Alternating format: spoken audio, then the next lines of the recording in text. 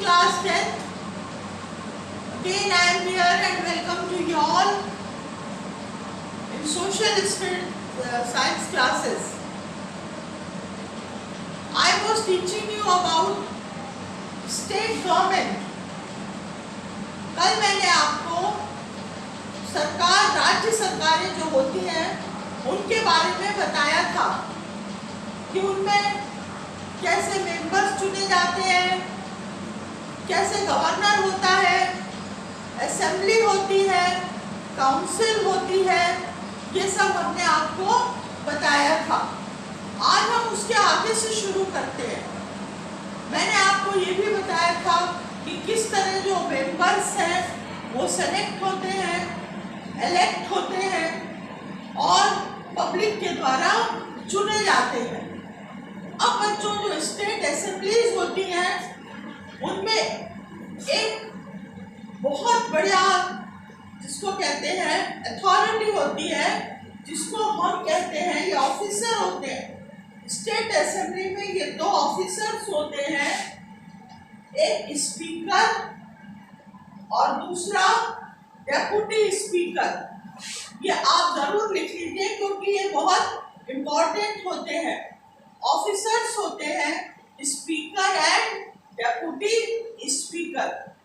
ये जो दोनों होते हैं ये लेजिस्लेटिव असेंबली से चुने जाते हैं, ठीक है। और इनको वोट के द्वारा जो चुने हुए मेंबर्स हैं, जो पब्लिक के द्वारा चुन के आए हैं, वो मेंबर्स वोट देते हैं कि भाई इस व्यक्ति को स्पीकर चुना जाए और इस व्यक्ति को डिप्टी स्पीकर चुना जाए। इनका होना बहुत जरूरी होता है। क्यों जरूरी होता है? क्योंकि इनके काम ही ऐसे होते हैं, इनके बिना जो स्टेट असेंबली है वो चल ही नहीं सकती है। क्या इनकी पावर्स होती हैं और इनके क्या फंक्शंस होते हैं, ये हम अब आपको बताएंगे। देखिए, ये आता है, क्वेश्चन में आता है, इसीलिए ध्यान रखिएगा। दो चुने जाते हैं, स्पीकर और डिप्टी स्पीकर। ये ऑफिसर्स होते हैं असेंबली में, इनको ऑफिसर्स कहा जाता है और इनको लेजिस्लेटिव असेंबली से ही चुना जाता है, जहां से मेंबर्स चुन करके आते हैं, पब्लिक के द्वारा चुने हुए। अब देखो इनका काम क्या होता है, पावर्स क्या होते हैं इनके और फंक्शंस क्या होते हैं। सबसे पहला तो ये होता है कि ये जो लेजिस्लेटिव असेंबली की जो मीटिंग होती है, उस मीटिंग को ये कंडक्ट करते हैं, ठीक है। जैसे मान लीजिए कोई मीटिंग हो रही है तो जो स्पीकर होता है वो उस मीटिंग को कंडक्ट करता है, वो चेयर पे बैठता है और उसके द्वारा कहे अनुसार वो मीटिंग आगे बढ़ती है। और जो प्रोसीडिंग्स होती हैं ये उनको भी कंडक्ट करता है। जैसे ये प्रोसीडिंग्स डिसाइड करता है उसी के अकॉर्डिंग जो मीटिंग्स है वो होती है। सबसे पहले ये क्या करता है, डिसाइड्स करता है। आपने देखा होगा अक्सर टीवी में, क्या जब मैंने सेशन कराया था पार्लियामेंट का तो उसमें आपने देखा होगा कि एक स्पीकर बना था, तो उसमें क्या था, कहते हैं भाई आप बोलो, आप बोलो, आप बैठो, ये सब कहते हैं। तो स्पीकर का काम यही है और स्पीकर के एब्सेंस में डिप्टी स्पीकर ये काम करता है। पावर्स सेम होती है। दूसरी चीज होती है कि लॉ एंड ऑर्डर को मेंटेन करता है। अब आप कहेंगे असेंबली के अंदर कैसा लॉ एंड ऑर्डर? आप जानते हैं इस बात को कि जब तीखी बहस होती है, हॉट आर्गुमेंट्स होते हैं, तो अक्सर जो पार्टी के लोग हैं, अपोजिशन पार्टी या रूलिंग पार्टी, अक्सर वो इतनी जोर जोर से बोलने लगते हैं और इतने जोश में आ जाते हैं क्योंकि उनको वो ये सोचते हैं कि पब्लिक देख रही है, तो अगर हम जोश में बोलेंगे तो कहेगी ये बहुत अच्छा बोलते हैं। तो जोश में क्या है, अपनी सीट से उठ करके वेल तक आ जाते हैं या अपनी सीट पर खड़े होकर के। आपने कई बार, मैंने आपको बताया भी है, जब लास्ट ईयर में आपको पढ़ाती थी, कई बार क्या करते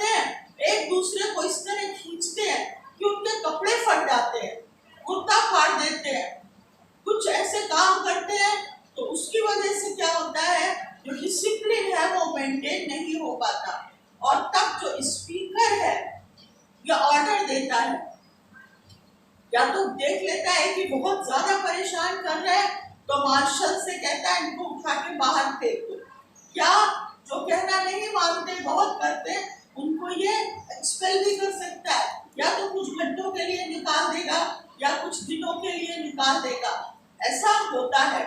तो सबसे बड़ी बात ये है कि स्पीकर और डिप्टी स्पीकर का पहला तो पावर ये है कि ये किसी भी मीटिंग को प्रिजाइड करते हैं और उसकी प्रोसीडिंग्स को देखते हैं, चलाते हैं।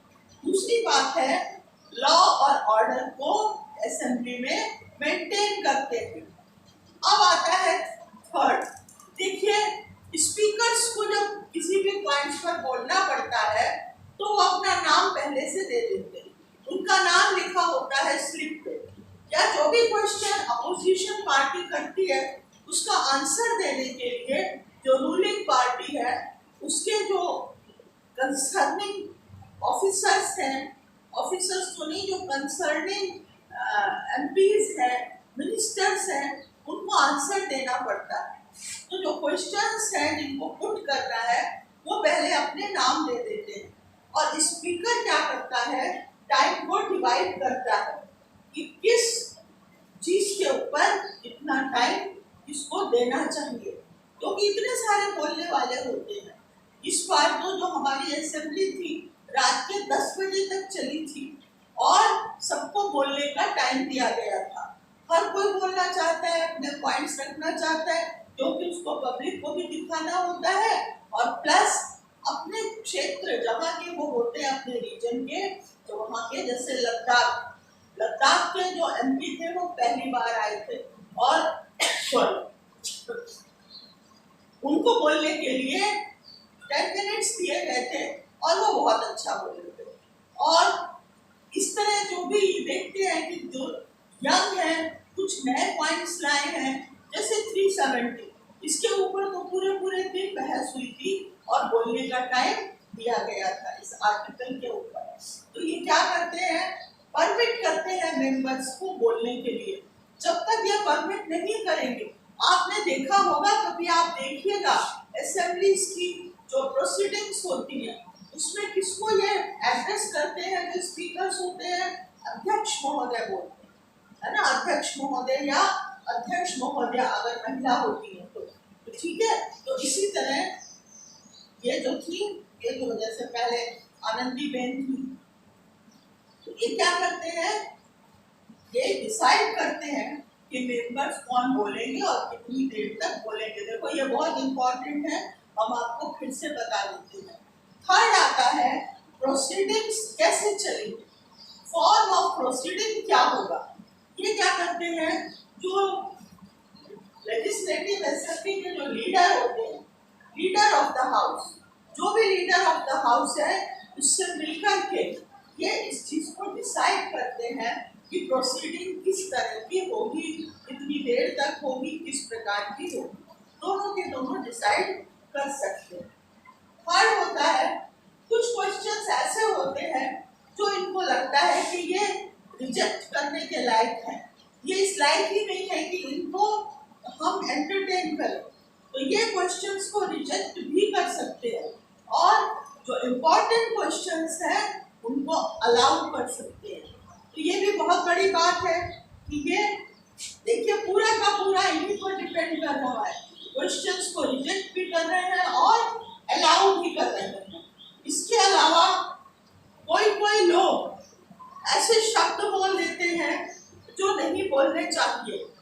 अब ये क्या करते हैं कि उन शब्दों को जो अनपार्लियामेंट्री लैंग्वेजेस हैं, आपको पता है ये सब चीजें नोट डाउन की जाती है, तो ये क्या करते हैं, अगर ये कह दें कि ये शब्द हम इसमें नहीं इंक्लूड करेंगे, इसको रिमूव कर दिया जाए, तो उस शब्दों को या उस पार्ट को राज्यसभा की या स्टेट असेंबली की या सेंट्रल असेंबली की कार्रवाई से, प्रोसीडिंग से हटा दिया जाता है।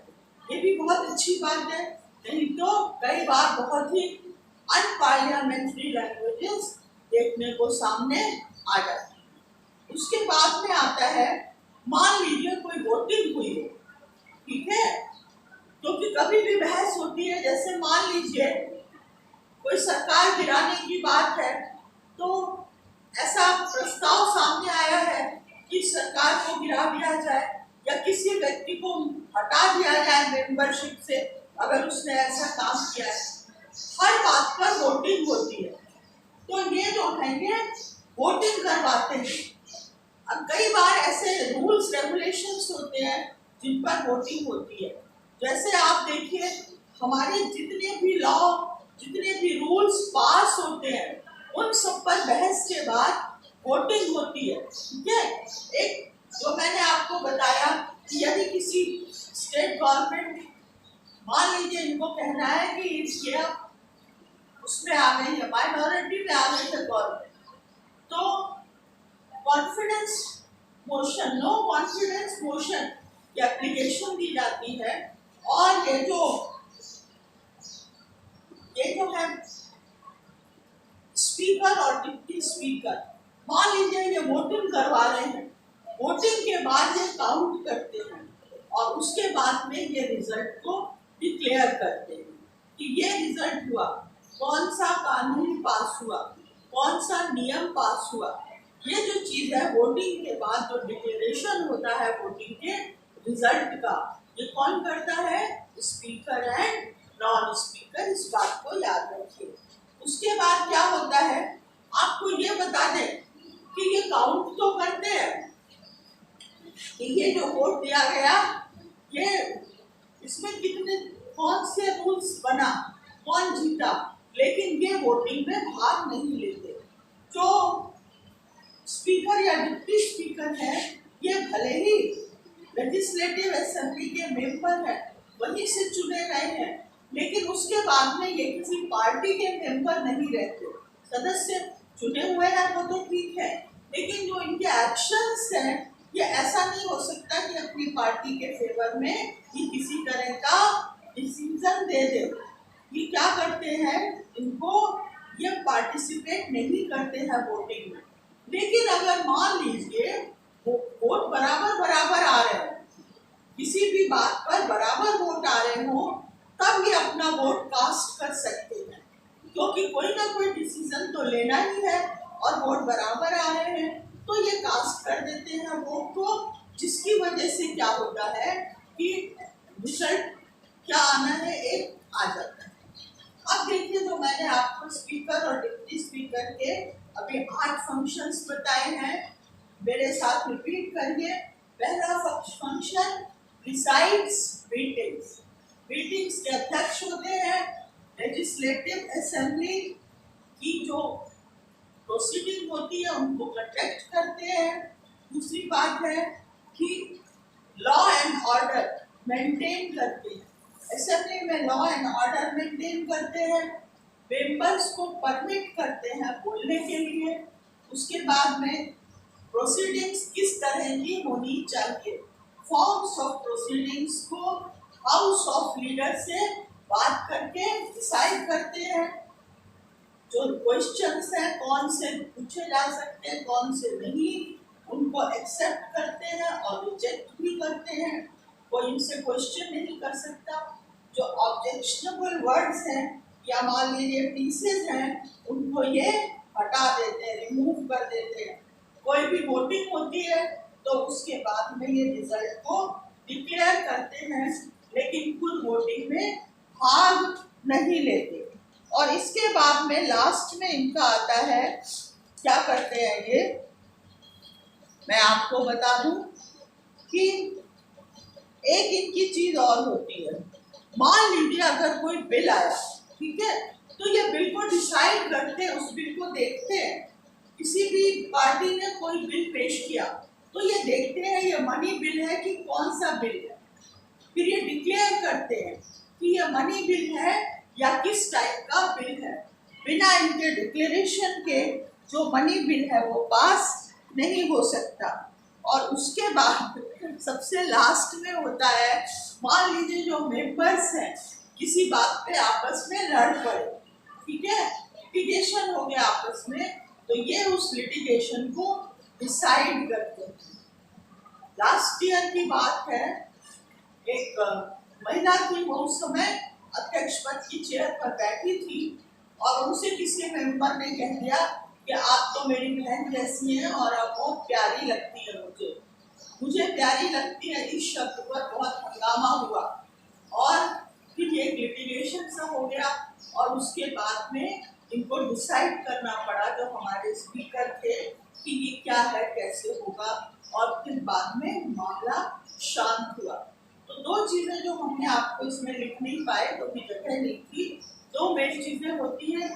पहली तो ये जो कार्यवाही में आती है, कर सकते हैं कि अगर कोई लिटिगेशन है तो ये उसको डिसाइड करते हैं कि इसका रिजल्ट क्या है, और अगर किसी तरह का कोई झगड़ा है, हो रहा है, तो ये उसको भी डिसाइड कर देते हैं कि भाई ये चीज नहीं होनी चाहिए। बच्चों ये बहुत इम्पोर्टेंट है, याद रखिए इनके पावर्स एंड फंक्शंस। और अक्सर ये क्वेश्चन आता है कि असेंबली में ऑफिसर कौन है, असेंबली को चला कौन सकता